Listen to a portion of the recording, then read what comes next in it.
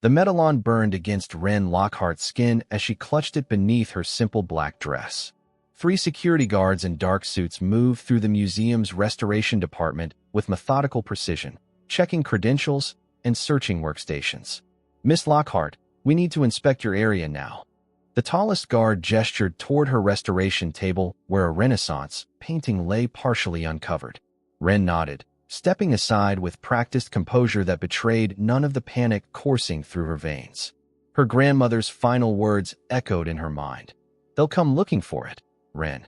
Never let them find it." "Is something wrong?" she asked, her voice steady despite her racing heart. "Just a routine security check.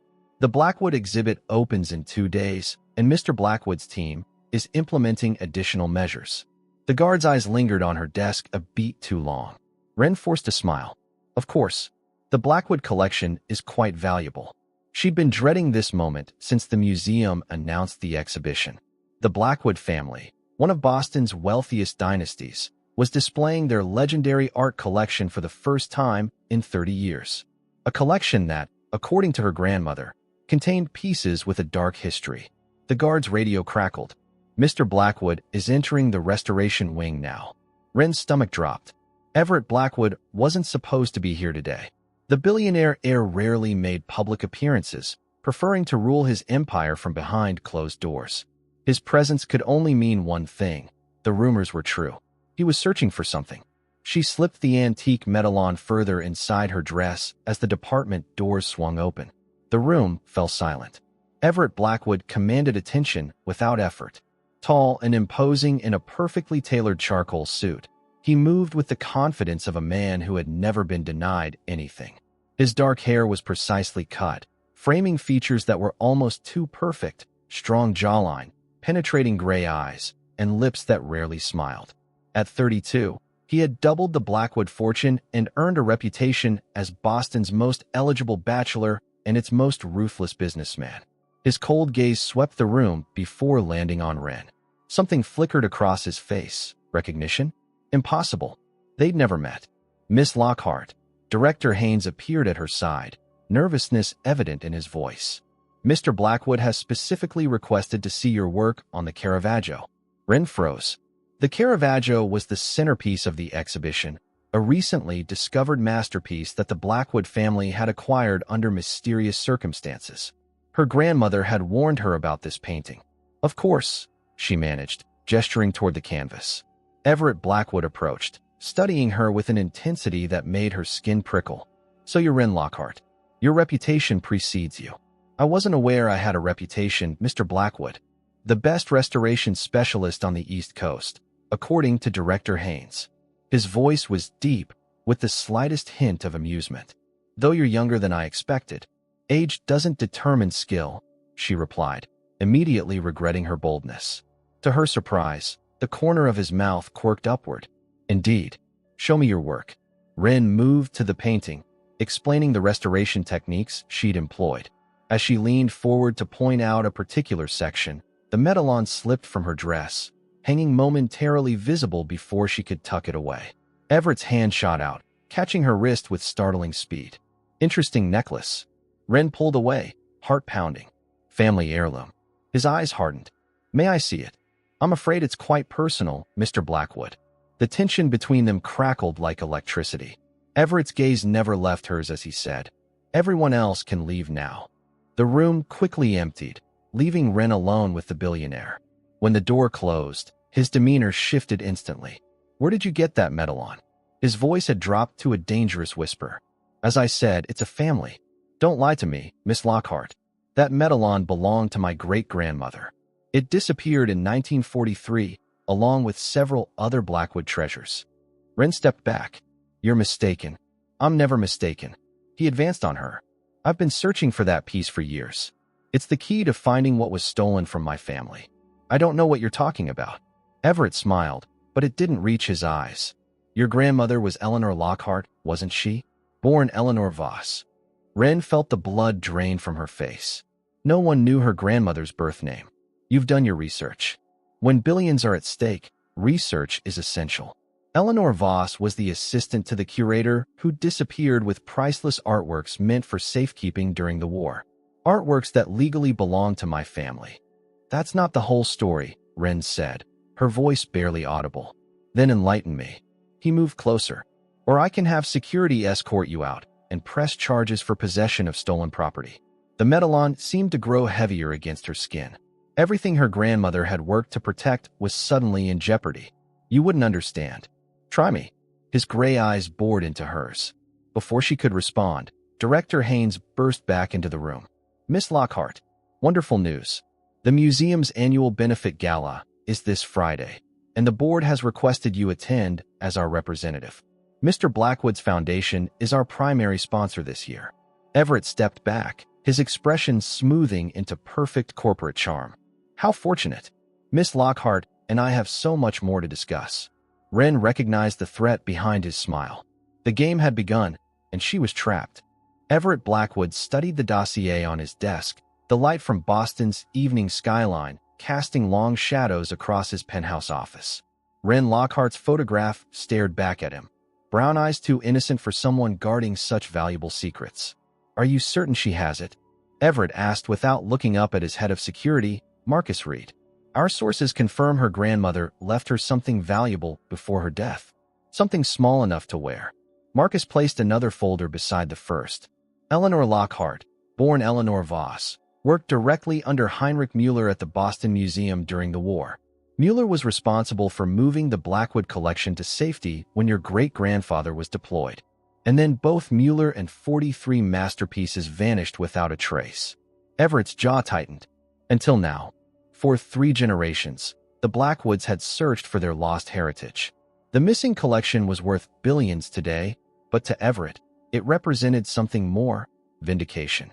His father had died obsessed with recovering the family legacy, labeled a paranoid fool by Boston society when he insisted the art had been stolen rather than destroyed. What do we know about the granddaughter? Everett flipped through Ren's file. 28. Orphaned at 12, raised by her grandmother. Brilliant art restorer, but lives like a church mouse. No boyfriend, few friends, keeps to herself. Not the profile of someone sitting on a fortune. Or exactly the profile. Everett closed the folder. She's hiding something. The medallion he'd glimpsed around her neck matched the description in his great-grandmother's journal. A silver oval with an unusual design that supposedly held the key to locating the missing collection. His phone buzzed with a text from his sister Vivian. How'd it go? Did you find it? Not yet, he typed back, but I found the person who has it.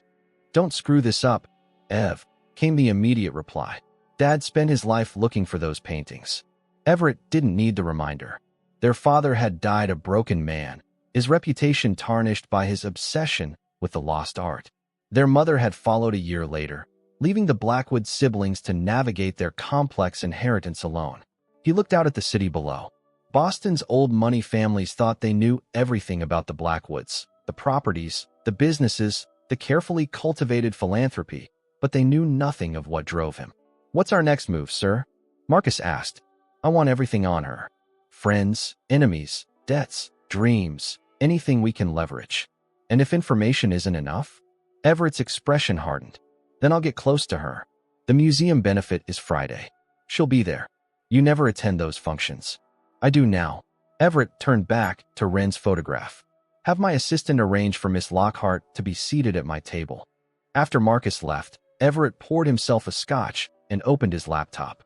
The museum's website featured an article about their restoration department, with a small paragraph about Ren Lockhart's work on Renaissance masterpieces.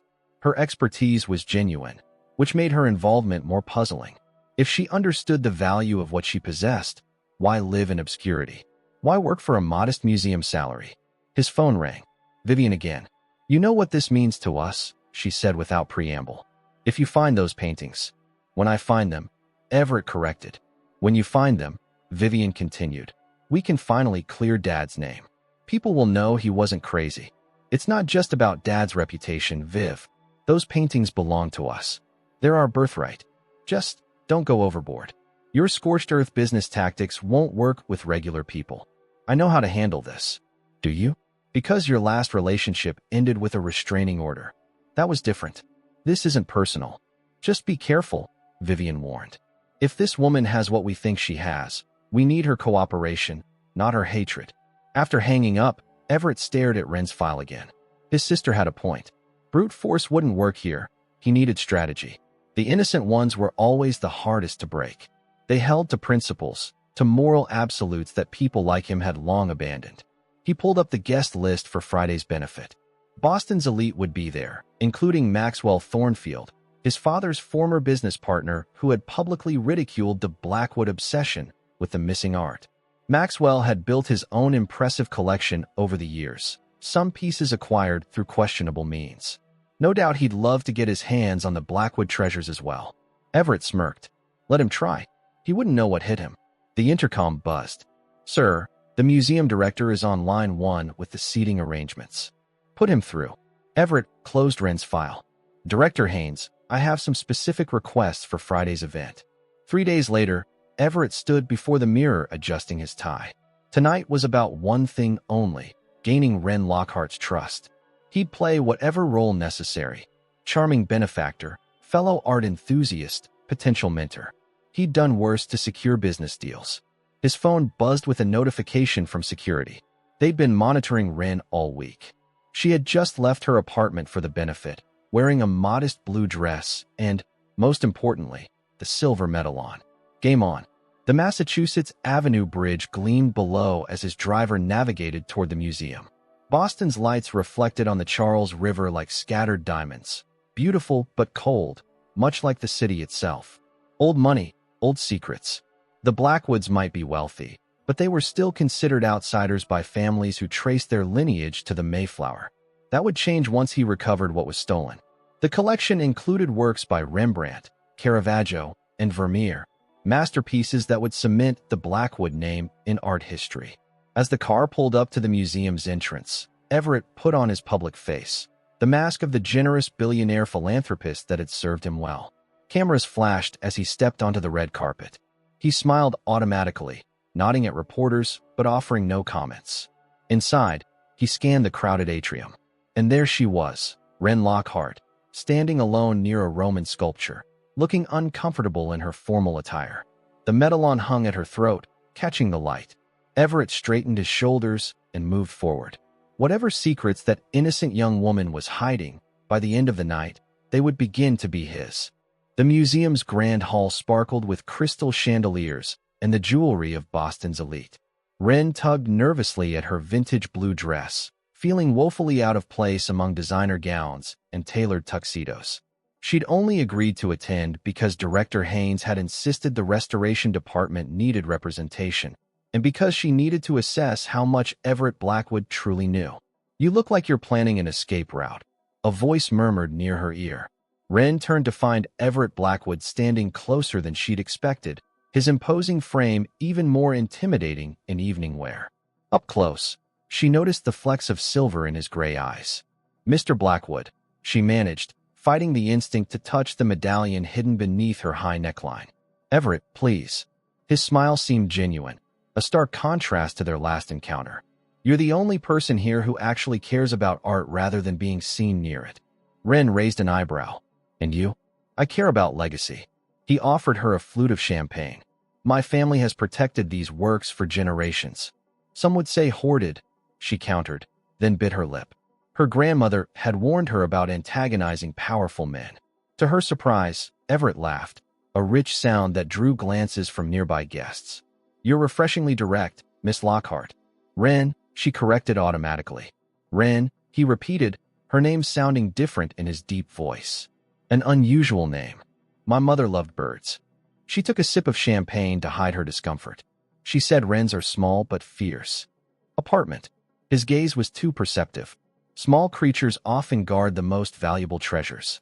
Before she could respond, Director Haynes appeared, beaming. Ah, I see you two have already found each other. Wonderful. Miss Lockhart, you'll be seated at Mr. Blackwood's table tonight. A great honor. Wren's stomach nodded. This was deliberate. I specifically requested it. Everett confirmed, watching her reaction. Your work on our Caravaggio deserves recognition. Director Haynes practically glowed. Mr. Blackwood's foundation is announcing a new initiative tonight, a dedicated restoration institute within the museum.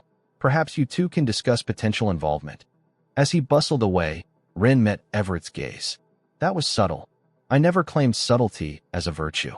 He guided her toward the dining area with a light touch on her back. Shall we? Across the room, an older man with sharp features watched them intently. Wren recognized Maxwell Thornfield, the notorious art collector whose methods were often questioned in professional circles. He nodded at Everett with obvious disdain. Not a fan, she asked. Thornfield and my father had differences of opinion, particularly regarding our missing collection. Missing collection? Everett's eyes narrowed slightly. Don't play naive, Wren. It doesn't suit you.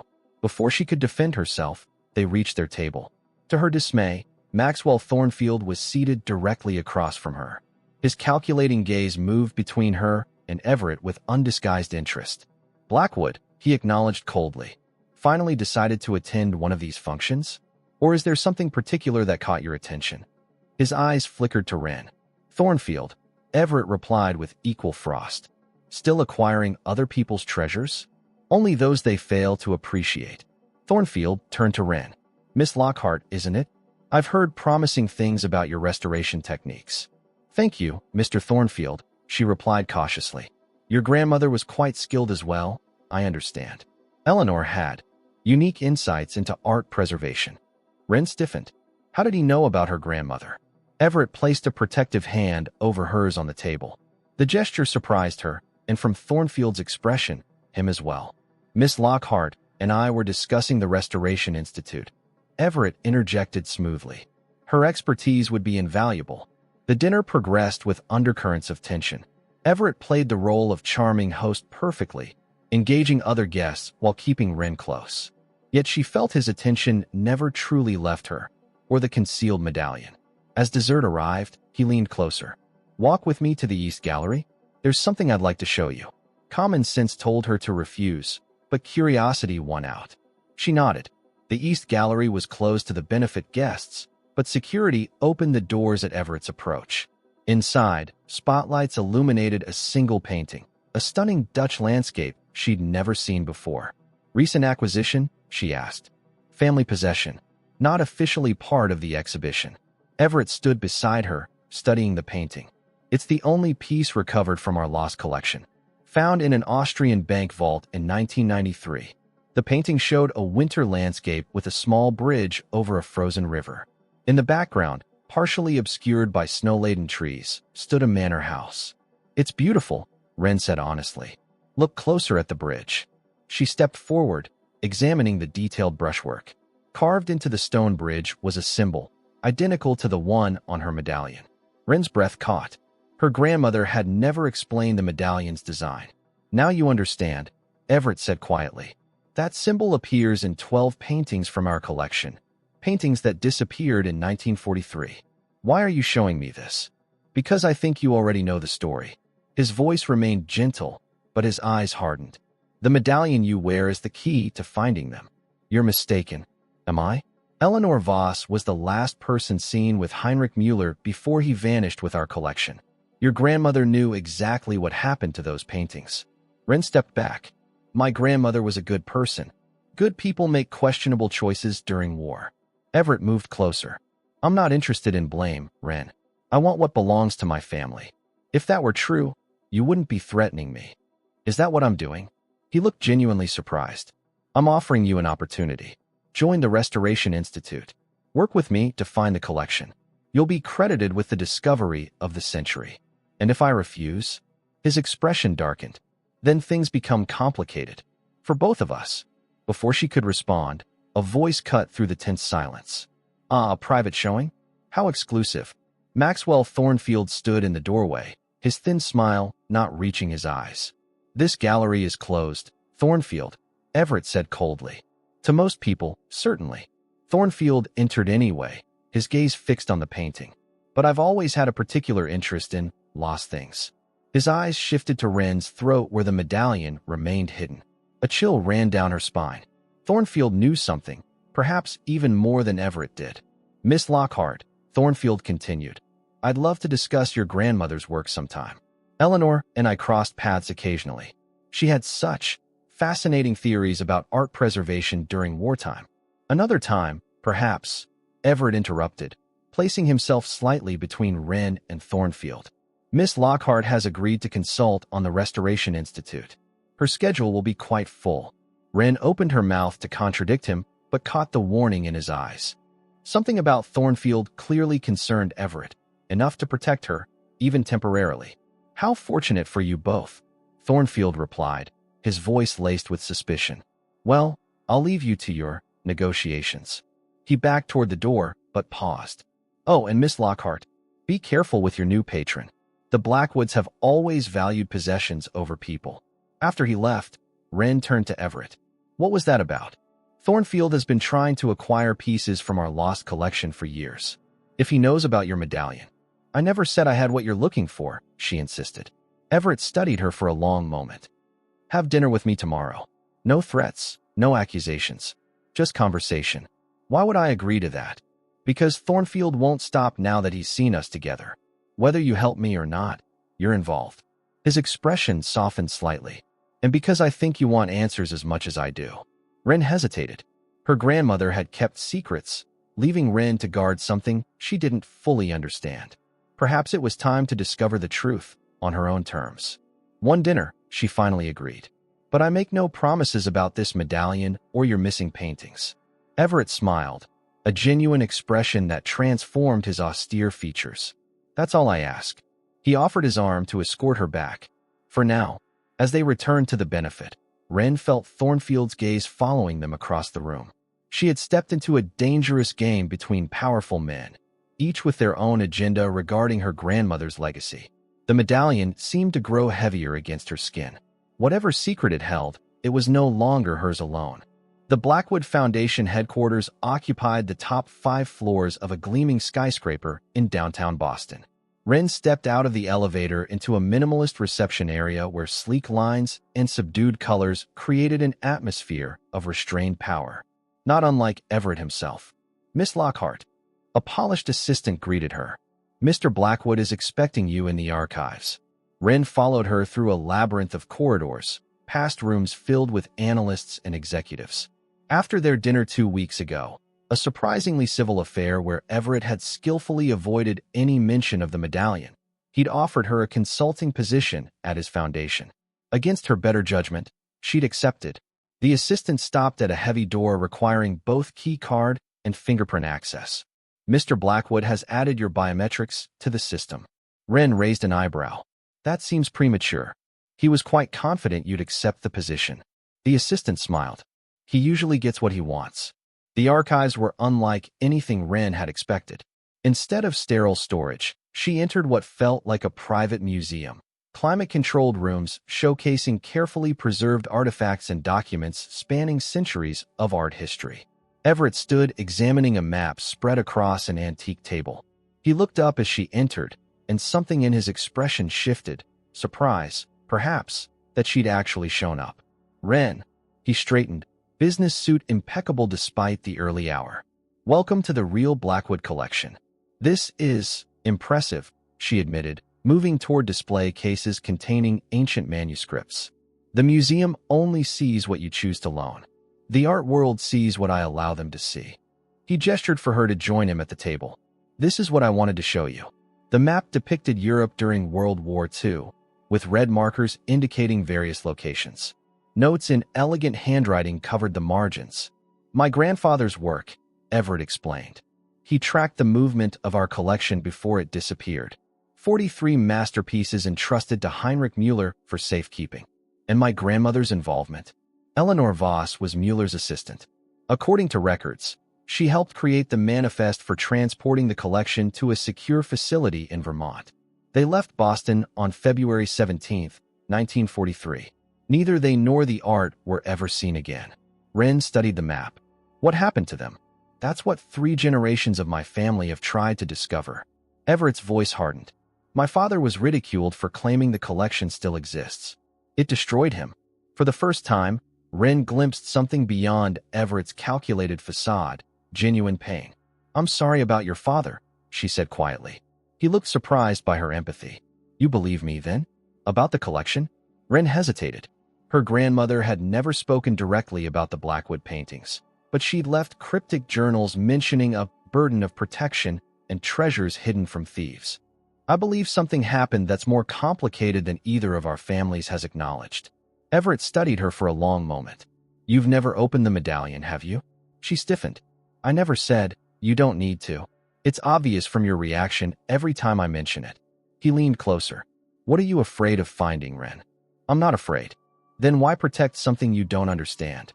Because it was important to her. Ren crossed her arms defensively. My grandmother raised me after my parents died. Everything I know about art, about life, it came from her. And if she was wrong, if she was protecting something that doesn't belong to her, you don't know that. Everett's expression softened unexpectedly. No, I don't. That's why I need your help. He gestured to another room. There's more I want to show you. The adjacent chamber contained dozens of empty frames hanging on the walls, each labeled with the name of a missing masterpiece. My father hung these the day he took over the family business, Everett explained. A reminder of what was lost. Ren moved among the frames, recognizing names of famous works she'd studied in art history. If these paintings still existed somewhere, it would be the discovery of the century, she murmured. Worth billions, Everett agreed. But it's not about the money. Isn't it always about money with men like you? His expression hardened. Men like me. Powerful. Relentless. Willing to use people to get what you want. You've made quite a judgment based on limited evidence, Miss Lockhart. You threatened me the first time we met. I was overzealous. He had the decency to look uncomfortable. This search has consumed my family for generations. They worked side by side for hours, reviewing documents and cross-referencing shipping manifests. Despite her reservations, Ren found herself drawn into the mystery and increasingly aware of Everett's proximity as they leaned over the same documents. These manifests are incomplete, she noted, pointing to discrepancies. There's no record of where the art was supposed to go after Vermont. That's where the trail ends. Everett ran a hand through his dark hair in frustration. Mueller had additional instructions that were never documented. Ren thought of her grandmother's journals. Could they contain the missing information? But sharing them meant trusting Everett completely. What if we never find them? She asked. Everett looked at her sharply. We will. But if we don't, would you be able to let it go? Move on? Would you abandon something that defined your family for generations? If it was destroying them? Yes. Their eyes locked, the tension between them shifting to something more personal than professional. For the first time, Ren saw uncertainty in Everett's expression. You think I'm obsessed, he said quietly. I think you're haunted, she corrected. There's a difference. He looked away first. It's late. We should continue tomorrow. As they gathered the documents, their hands brushed. Everett stilled, then slowly turned to face her. Why did you really take this job, Ren? He asked, his voice low. You could have refused. Curiosity, she admitted. And maybe I wanted to understand the man who's so determined to take my grandmother's secret. Is that all you wanted to understand? The question hung between them, loaded with implications neither had acknowledged. Ren was acutely aware of how close they stood, of the subtle shift in Everett's demeanor whenever they were alone. I should go, she said, stepping back. Have dinner with me again, he suggested. Not to discuss work. Just dinner. The request surprised her. Why? Because for the first time in years, I'm interested in something besides those missing paintings. His honesty disarmed her. Before she could respond, the archive door opened, and Marcus Reed entered. Sir, there's been a development. Someone tried to access Miss Lockhart's apartment today.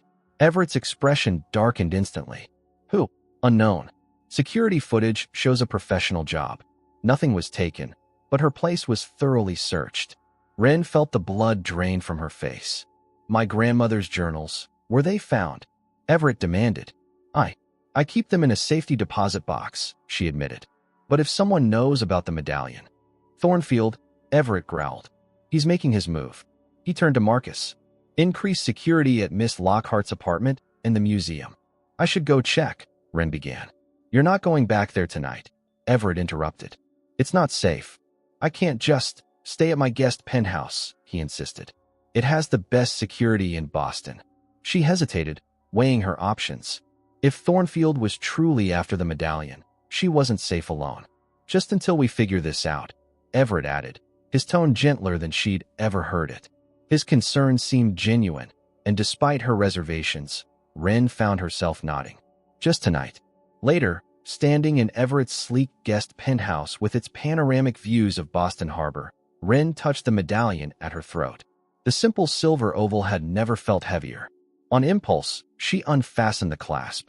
For the first time since her grandmother had placed it around her neck, Wren examined the medallion's intricate engravings, symbols she now recognized from the Blackwood painting. With trembling fingers, she found the hidden seam and opened it. Inside was not a key or a map as she'd expected, but a small slip of aged paper with a single line written in her grandmother's elegant script. "The truth lies with the Winter Bridge. What was hidden was never stolen." Wren stared at the message, her world tilting on its axis. If the collection wasn't stolen, then what had her grandmother been protecting all these years? And more urgently, could she trust Everett Blackwood with this revelation, now that the walls between them had begun to crumble? Morning light filtered through the floor-to-ceiling windows of the guest penthouse, waking Wren from a restless sleep. The medallion lay on the nightstand where she'd left it, its secret message now burning in her mind. She'd stayed up half the night pondering its meaning. The truth lies with the Winter Bridge. What was hidden was never stolen. The Winter Bridge. The same bridge from Everett's painting. She showered quickly and dressed in clothes Marcus had retrieved from her apartment. As she fastened the medallion around her neck, she made a decision. She would tell Everett what she'd found, but first, she needed to retrieve her grandmother's journals. Going somewhere? Wren startled. Everett stood in the doorway, already immaculately dressed in a charcoal suit. "I need to get something from my safety deposit box. I'll have Marcus drive you," he offered, studying her closely. "You look troubled." "Just processing the break-in." His eyes narrowed slightly. "Are you sure that's all?" Before she could answer, his phone rang. The conversation was brief, his expression darkening with each word. "What's wrong?" she asked when he hung up. "Thornfield is claiming publicly that my family's missing collection is a fraud, that my grandfather sold the paintings secretly and invented the theft to avoid taxes." His jaw tightened. "He's holding a press conference this afternoon." "Why now, after all these years?" "Because he knows we're close to finding the truth." Everett moved closer. "What aren't you telling me, Wren?" The intensity in his eyes made her step back. "I need to get my grandmother's journals. They might have answers. Then we'll go together." At the bank, Wren accessed her safety deposit box alone, retrieving 5 leather-bound journals. Her hands trembled as she rejoined Everett in his waiting car. "These are all I have left of her," she explained. "I've read them dozens of times, but never understood the hidden references." Everett reached for one, but she pulled back. "Not yet. First, I need your word that whatever we discover stays between us until we understand everything." "You still don't trust me." "I'm being cautious. This isn't just about your family legacy. It's about mine too." Something shifted in his expression. "You have my word." Back at the Blackwood Foundation, they spread the journals across Everett's private office. Hours passed as they pored over Eleanor's elegant handwriting, mostly innocuous accounts of daily life, with occasional cryptic references to the safekeeping and the bridge guardian. "Listen to this," Wren said, excitement threading her voice. April 1943. "Mueller believes the collectors will destroy what they cannot possess. We've secured the items where only those who truly value preservation will find them. The bridge leads the way, but only for those who understand." Everett leaned closer, their shoulders touching. "The Winter Bridge from the painting. There's more." Wren flipped forward several pages. December 1944. "The medallion is complete. With both pieces united, the path becomes clear. One for the guardian, one for the creator. Both pieces." Everett's brow furrowed. "There's a second medallion?" Before Wren could respond, the office door burst open. Maxwell Thornfield strode in, flanked by 2 men in suits. "Quite the cozy research session," he drawled, eyes fixing on the journals. Everett was on his feet instantly. "How did you get in here?" "Your sister was kind enough to provide access." Thornfield smiled thinly. "After I showed her the evidence of what your grandfather really did with those paintings. My sister wouldn't believe that her beloved grandfather was a fraud." Thornfield removed an envelope from his jacket. "DNA evidence proves otherwise. The letter your grandfather allegedly received confirming the theft? He wrote it himself. The paintings were sold secretly to finance his post-war investments." "That's impossible," Everett growled. "Is it?" Thornfield's gaze shifted to Wren. Ask Miss Lockhart what her grandmother really did during the war. Eleanor wasn't protecting art. She was facilitating its disappearance. You're lying, Wren said, but doubt crept into her voice. Thornfield approached the table, examining the journals. Interesting reading. Found anything about how they split the proceeds? Everett lunged forward, but his security chief Marcus appeared, restraining him. Sir, don't. He's recording this. Thornfield smirked. Smart man, you're security chief. Now, Miss Lockhart, I have a proposition. Whatever information you're hiding, I'll pay twice what Blackwood offered. Get out. Everett snarled. The press conference starts in an hour, Thornfield continued, ignoring him. Your family name will be ruined, Blackwood, unless. His eyes fixed on Wren's medallion. You have evidence to the contrary. After he left, silence hung heavily between them. Everett's expression had turned to granite. Did you know? He finally asked, voice dangerously soft. Know what? About this alleged fraud. Is that what your grandmother was hiding? Evidence that would destroy my family. Of course not. Wren clutched the medallion. I told you, I never knew what it meant. Then open it, he demanded. Now, the trust that had been building between them seemed to evaporate. Wren stepped back, suddenly seeing the ruthless businessman everyone warned her about. You promised me time to understand everything first. That was before Thornfield threatened to destroy generations of my family's reputation. His eyes hardened. Open the medallion, or I'll take it. In that moment, Wren saw clearly. He'd never cared about her, only what she possessed. Whatever connection she'd imagined between them had been another calculated move in his relentless pursuit. You're no better than Thornfield, she whispered, tears stinging her eyes. Everything was just manipulation. Pain flashed across his face, quickly replaced by cold determination. You have no idea what my family has suffered because of this mystery. Wren gathered the journals, backing toward the door. And you have no idea what mine sacrificed to protect something valuable. Wren, wait. But she was already gone, heart-breaking as she fled the man who had begun to mean more to her than she'd dare admit. Wren's hands trembled as she unlocked the door to her modest apartment. The place still showed signs of the break-in. Books askew on shelves, cushions not quite in their proper places. She leaned against the closed door, clutching her grandmother's journals to her chest. How had everything unraveled so quickly? Just hours ago, she'd been working alongside Everett, feeling the unmistakable connection growing between them. Now she could only see the cold determination in his eyes when he demanded the medallion. You're no better than Thornfield, she told him. The memory of pain flashing across his face made her chest tighten. With a deep breath, she moved to the small desk near the window and spread out the journals. If Thornfield was right about the Blackwood family fabricating the theft, what did that make her grandmother? An accomplice to fraud? No, she whispered fiercely. Eleanor had been principled to a fault, dedicated to preserving art even at personal cost. There had to be another explanation.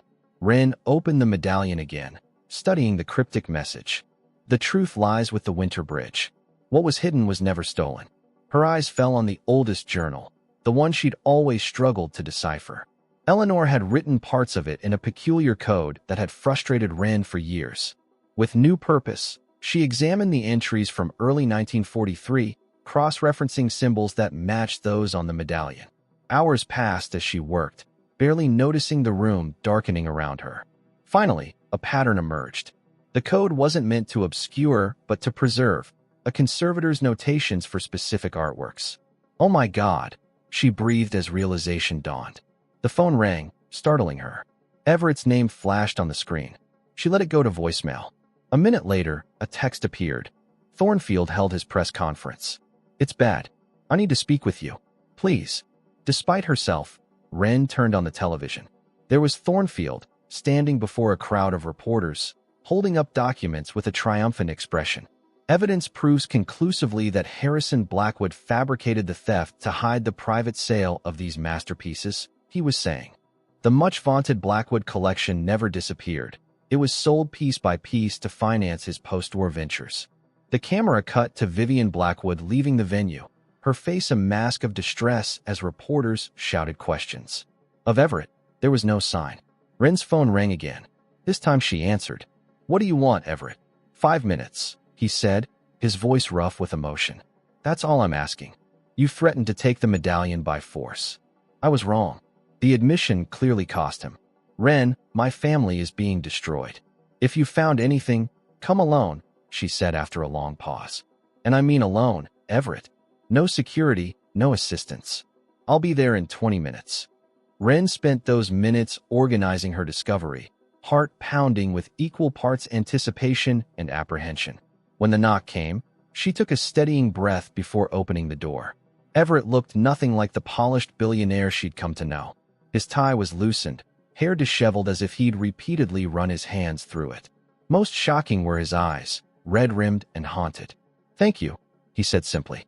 She stepped aside to let him enter, then closed the door. "I'm sorry about Vivian. She's devastated. Our father spent his life defending our grandfather's claims. Now she believes it was all a lie." He stopped abruptly, noticing the journals spread across her desk. "You found something?" "Yes." Ren hesitated, then handed him the medallion. "Open it." He did, reading the message with a furrowed brow. "The Winter Bridge. From your painting," she confirmed. "But the key part is what was hidden was never stolen." Meaning, the collection wasn't stolen or sold. It was hidden, deliberately, by my grandmother and Heinrich Mueller. Everett stared at her. "Why would they hide our family's art?" "Not just your family's art." Ren picked up the oldest journal. According to these entries, Mueller was approached by several prominent families in 1942, including yours, who feared Nazi sympathizers might target their collections if America entered the war. "My grandfather was paranoid about Nazi spies," Everett acknowledged. "He claimed they were everywhere, even in Boston society." He wasn't entirely wrong. Ren showed him a decoded page. Eleanor documented at least 3 incidents where artwork was vandalized in private collections belonging to families who had spoken against Hitler. Understanding dawned on Everett's face. "So Mueller and your grandmother created a plan to protect the collections. A secret preservation project. They transported 43 masterpieces to a secure location, with only 2 medallions as keys to finding them again." Ren touched the silver oval in his hand. "One for the guardian, my grandmother, and one for the creator, Mueller. Where's the second medallion?" "I don't know," she admitted. "But I believe it contains coordinates that, when combined with the symbol on the Winter Bridge, reveal the location." Everett sank into a chair, the magnitude of the discovery overwhelming him. "All these years, my family believed the art was stolen. Mueller intended to return everything after the war, but he died unexpectedly in 1945. A heart attack, according to my grandmother's journal. She was left as the sole guardian, but without his medallion, she couldn't access the collection either. Why didn't she tell my grandfather the truth?" Ren hesitated. "That part's less clear. She mentions protecting the protector's intention and fears that greed would destroy what war could not. I think she was waiting for the right moment, the right person. And then she died, leaving only cryptic clues." Everett looked up, his expression softening. "And leaving you to carry the burden. She told me to guard it until it could be properly understood." Ren met his gaze steadily. "I think she was waiting for our families to come together again, the guardian and the rightful owner." A heavy silence fell between them, charged with implications neither was ready to voice. "Thornfield," Everett finally said. "He must have discovered part of the truth. Enough to fabricate evidence against your family, at least." Ren frowned. "But how did he know about the medallion?" "The same way he knew to approach my sister. He has a source inside my organization." Everett stood abruptly. "We need to find Mueller's medallion before Thornfield does. I have an idea where to start." Ren pulled out another journal. "The Winter Bridge painting, it wasn't just symbolic. It's a real place. My grandmother's last journal mentions visiting a property in Vermont every year on the anniversary of Mueller's death. The manor house in the background," Everett realized. Could it still exist? Only one way to find out. Ren closed the journal with determination. "But first, we need proof to counter Thornfield's claims, something to buy us time." Everett paced the small apartment, energy radiating from him. "The painting itself contains a hidden message. If we can prove it's a map and not just art, X-ray analysis." Ren finished his thought. "The museum has the equipment." Their eyes met, the shared revelation creating a current between them that neither could deny. For an instant, the hurt and distrust of hours earlier seemed to fade. "I need to know," Everett said quietly. "Was any of it real? Between us?" The question caught Ren off guard. I thought. I was just a means to an end for you. You were supposed to be, he admitted. But somewhere between threats and revelations, that changed. Ren felt heat rise to her cheeks. We barely know each other. We know what matters. He stepped closer. You value truth and loyalty above all else. You protected your grandmother's legacy even when it would have been easier to give in. And you, she challenged softly. I'm learning that some treasures can't be cataloged or displayed. His gaze held hers. Some are worth more than any painting. The moment hung between them, fragile and charged. Then Ren's phone buzzed with a news alert, breaking the spell. Breaking. Art collector Maxwell Thornfield announces discovery of long-lost Blackwood Collection painting. Authentication ceremony tomorrow at Boston Museum of Fine Arts. Everett read the alert over her shoulder, his body tensing. Impossible.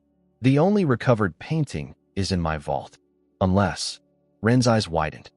The second medallion. What if Thornfield found it? We're out of time, Everett said grimly. Pack what you need. We're going to Vermont tonight. As Ren gathered her grandmother's journals, she felt the weight of generations settling on her shoulders. Whatever lay ahead, there would be no turning back for either of them. The winding mountain roads of Vermont were treacherous in the darkness, rain lashing against the windshield of Everett's Range Rover. Ren clutched her grandmother's journals as they climbed higher into the Green Mountains, following coordinates she had painstakingly decoded. The next turn should be about a mile ahead, she said, checking the GPS against Eleanor's notes. A private road, unmarked on most maps. Everett gripped the steering wheel tighter. Thornfield's press conference is at noon tomorrow. Whatever we find, we need undeniable proof. They'd left Boston 3 hours earlier, after Everett made a brief stop at his penthouse to retrieve documents and the Winterbridge painting. They'd spoken little during the journey, both lost in thought about what awaited them and the growing tension between them. There, Ren pointed to a barely visible gap in the dense trees. The narrow road was overgrown, branches scraping against the vehicle as they proceeded slowly into the wilderness. After another mile, the trees opened to reveal a clearing, and there, silhouetted against the stormy sky, stood the manor house from the painting. It's real, Ren whispered in awe. The Victorian structure loomed before them, its windows dark. Though clearly abandoned for decades, the building remained largely intact, protected by its remote location. Stay close, Everett said as they approached the front entrance, flashlights cutting through the darkness. The door was secured with a rusted padlock that broke easily under Everett's determined force. Inside, their lights revealed a grand foyer thick with dust and cobwebs. Look, Ren directed her beam toward a faded painting above the mantelpiece, a perfect replica of the Winterbridge scene. Everett examined it closely. Same artist, different perspective. The bridge is more prominent here. The bridge, Ren repeated. We need to find it. They searched the house methodically, room by room, finding nothing but abandoned furniture and decay, until they reached the library. There, displayed prominently on the wall, was a large map of the property. There, Everett pointed to a small structure labeled Stonebridge, 1852 at the far edge of the estate. It matches the painting. Outside, the rain had intensified to a downpour. They stumbled through the muddy grounds, guided only by flashlights and determination, until a stone structure emerged from the darkness, the Winterbridge spanning a now swollen stream. We need to check the underside, Ren shouted over the storm. The medallion symbol was carved into the bridge stones. As they carefully made their way down the slippery embankment, headlights suddenly cut through the darkness from the direction of the main road. Someone's coming, Everett warned, pulling Ren into the shadows beneath the bridge. They watched in tense silence as 2 vehicles approached the manor house. Even from a distance, Ren recognized Maxwell Thornfield emerging from the lead car, accompanied by several men with professional equipment. How did he find this place? She whispered. The same way we did.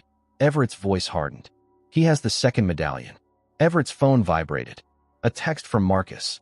Thornfield bribed someone on your security team. They followed you from Boston. Be careful. We don't have much time, Everett said, turning back to the bridge. They'll start searching the grounds soon. By flashlight, they examined the ancient stonework. After several minutes, Ren's hand brushed against a carved symbol matching her medallion. Here. The carved stone was loose.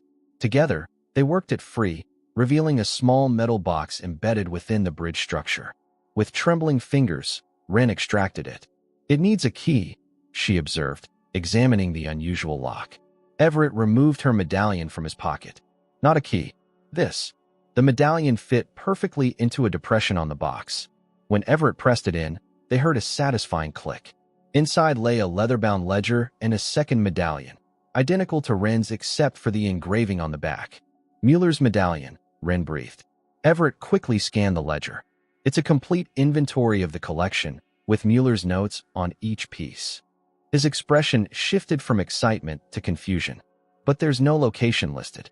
Ren examined both medallions side by side. They complement each other. See how the engravings align. When placed together, the two medallions formed a complete image and revealed a series of numbers previously hidden. Coordinates, Everett realized. But not for here. A shout from the distance shattered the moment. Thornfield's men had begun searching the grounds. "We need to go," Everett said urgently. "Now." They scrambled up the embankment, but as they reached the top, a flashlight beam caught them directly. "Stop right there," a voice commanded.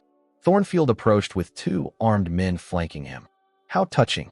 The Guardian and the heir working together at last.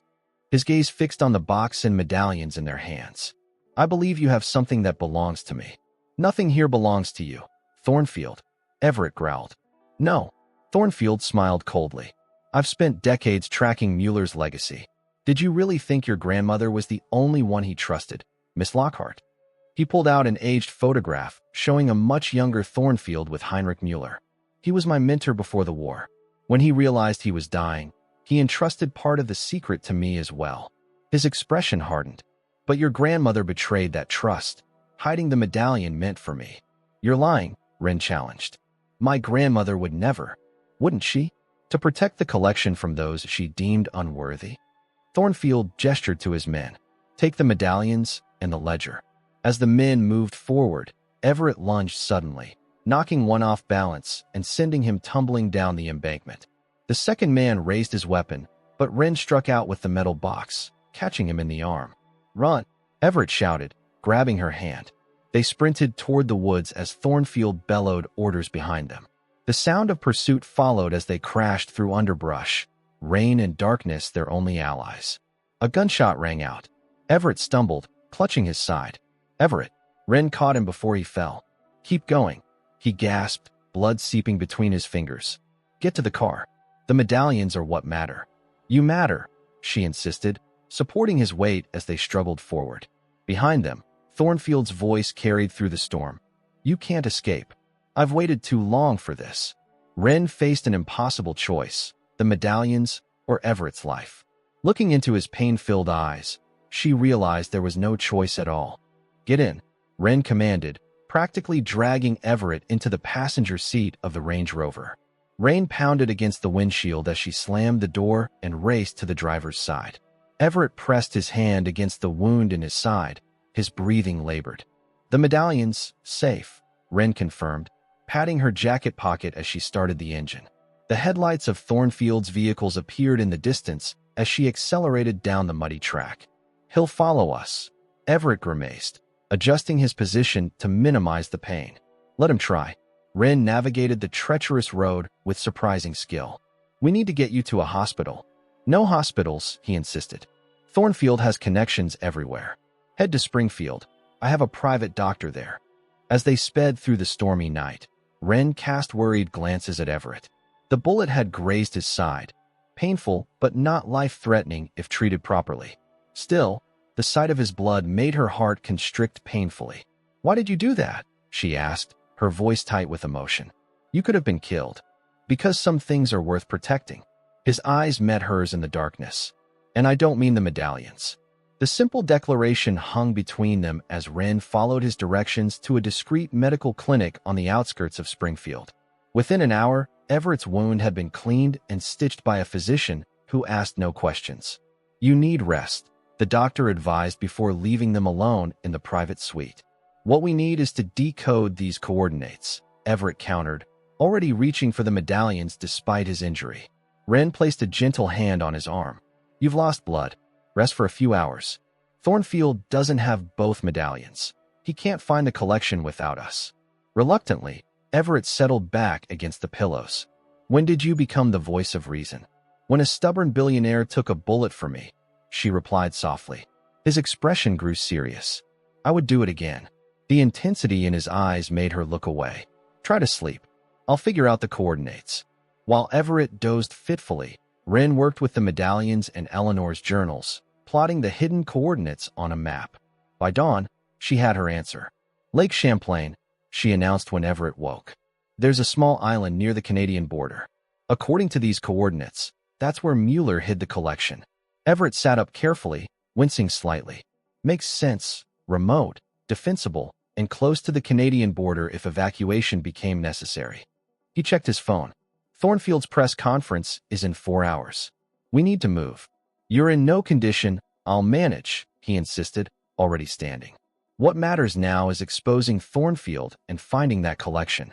3 hours later, they approached a small marina on Lake Champlain's northeastern shore. Everett, moving stiffly but determined, arranged for a private boat, while Wren kept watch for any signs of pursuit. There, she pointed as they motored across the calm morning waters. A tiny wooded island appeared on the horizon, uninhabited and unassuming. They docked at a weather-beaten pier that looked largely unused for decades. Following the precise coordinates, they hiked to the island's center where a small stone structure stood, a miniature replica of the Winter Bridge. The final key, Wren whispered, fitting both medallions into matching depressions in the stone. With a grinding sound, the structure's floor slid open, revealing stone steps descending into darkness. Flashlights in hand, they made their careful way down, emerging into a cavernous underground chamber that took their breath away. My God, Everett breathed. The room was a perfect climate-controlled vault, preserved through some ingenious system of natural ventilation and insulation. And lining the walls, protected by custom-built cases, were 43 masterpieces, the legendary Blackwood collection, untouched for over 80 years. They're all here, Wren said in awe, moving among the paintings.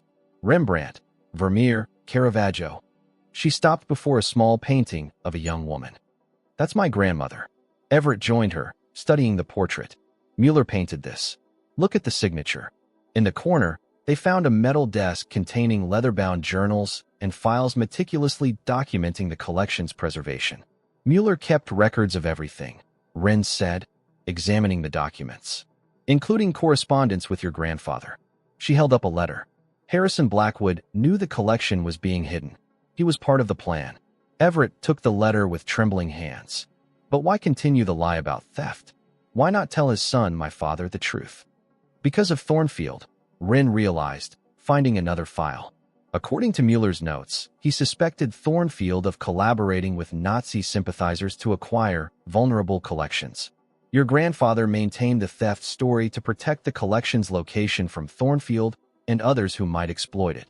My father spent his life searching for something his father hid from him to protect it, Everett said, the irony not lost on him. And Thornfield has spent decades seeking revenge for being excluded from Mueller's inner circle. Look at this. Wren pointed to one final document. A formal agreement signed by all the families whose art was stored in the vault. Mueller created a trust. Once the collection was recovered, the works would be returned to their rightful owners or donated to museums according to this directive. Everett checked his watch. Thornfield's press conference starts in 30 minutes. We can't possibly get back in time. Wren smiled, holding up her phone. We don't need to be there. I've been documenting everything since we arrived. One call to Vivian, and we can stop Thornfield in his tracks. 20 minutes later, they stood on the island's shore, watching the live broadcast of Thornfield's press conference on Wren's phone. The collector stood before a podium at the Boston Museum, preparing to unveil what he claimed was proof of the Blackwood family fraud. Just as he began speaking, the doors at the back of the hall burst open. Vivian Blackwood strode in, flanked by museum officials and police officers. Ladies and gentlemen, her voice rang clear through the speakers. I have extraordinary news. The Blackwood collection has been found, intact and exactly where it was meant to be. The crowd erupted as Vivian displayed the images Wren had sent, proof positive of the collection's existence and authenticity. The camera caught Thornfield's expression shifting from confusion to rage as police officers approached him. "Mr. Thornfield is being detained," Vivian continued, "pending investigation into art theft, fraud, and the attempted murder of my brother." "She always did have a flair for the dramatic," Everett remarked, a relieved smile spreading across his face. Wren turned to him, the morning sun illuminating his features. Despite his disheveled appearance and bandaged wound, he never looked more handsome to her. "What happens now?" she asked quietly. "Now we honor Mueller's wishes. Return the art to its rightful owners. Create a foundation to preserve his legacy and your grandmother's." His expression softened as he stepped closer. "And figure out what comes next for us." "Us?" she echoed, heart beating faster. "If you want there to be an us." He took her hand, threading his fingers through hers. "I've spent my life chasing shadows, Wren. Always looking backward, never forward. You changed that." "I was just protecting my grandmother's secret," she demurred. "You were protecting something far more valuable, truth. Integrity." His free hand gently tilted her face up to his. "The qualities I thought I'd sacrificed for success, until you reminded me what really matters.